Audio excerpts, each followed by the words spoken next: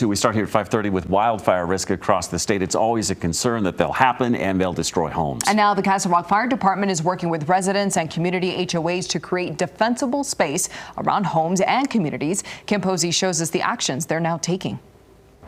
Yeah, we are in the Timber Ridge community in Castle Rock, and you can see these homes are built into a beautiful area with a lot of trees and scrub oak. And now the residents are wanting to make sure they're protected in case of a fire. We're trying to have a defensible space around the house. Alan McDaniel has cleared the recommended 5 feet around his Castle Rock home. There is gravel and then a concrete walkway. From 5 to 30 feet out, he's thinned the area. Trim some trees that were close to the house and remove a couple of trees so we'd have a safer house. McDaniel lives in Timber Ridge. This community HOA is one of many working with the fire department to create a fire mitigation plan and become a fire-wise community. I am very concerned. Gary Brookshire is on the HOA board. Because of the steepness and the brush and whatnot, it's a very high danger, and so I'm very concerned about it. The community has already started their mitigation plan by thinning this hillside. You want to be wildfire resilient. You want to be prepared. Bart Chambers is the fire marshal.